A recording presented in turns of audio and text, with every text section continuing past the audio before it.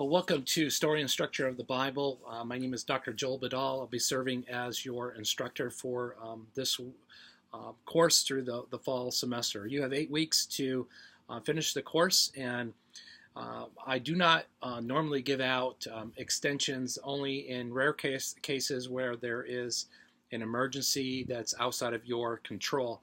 And so you want to work aggressively at following the timelines and the due dates that are assigned to you in Blackboard and also in the course syllabus.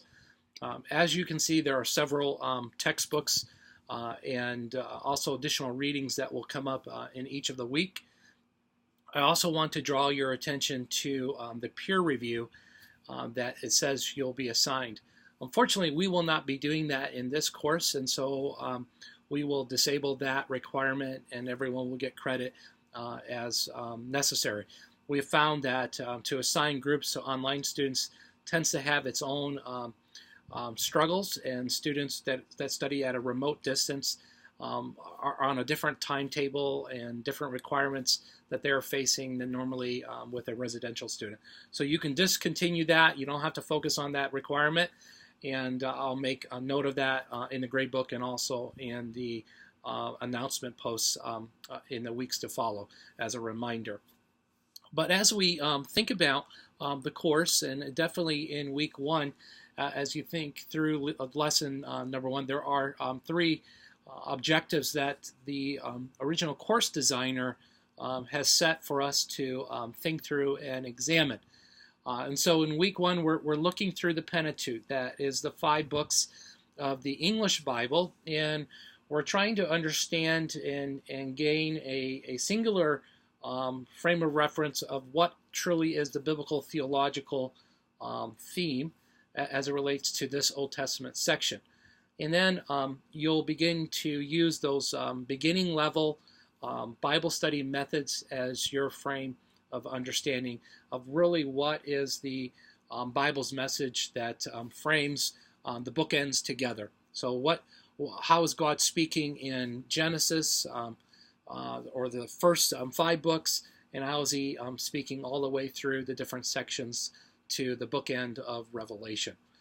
And so your cultural aspect and your cultural understanding and your setting often impacts the way you interpret Scripture. And so everyone has a presupposed, what we call presupposition, a lens that could either bring a fog over the interpretation of Scripture, and so you'll have to deal with that and try to, as we say, wrestle through the nuances of biblical interpretation. Now, there's always a right way to interpret Scripture, and that's the intent of this class, is for you to begin to learn those skills and also to come to some understanding of where the Scripture themes are at. And that really is doing biblical theology at its minute level, is that we are trying to discern what the writer of the Scripture had in mind when they wrote that particular section, and then what then is our principle. What are those eternal themes, eternal practical applications that we can walk away with, knowing that depending on where we live and culture and ethnicity and time, those applications might change a little, but the eternal truth remains the same. They're fixed because God wrote a book, and God has a particular theme in mind as he is bringing these scriptures together. So I hope that helps narrow down for week number one. You do have, again, introduce yourself to the class. You have required reading. You'll see the reading report that is contained in that section. You also have some audio and video requirements that you're needing to finish up as well as you come to the close of week number one.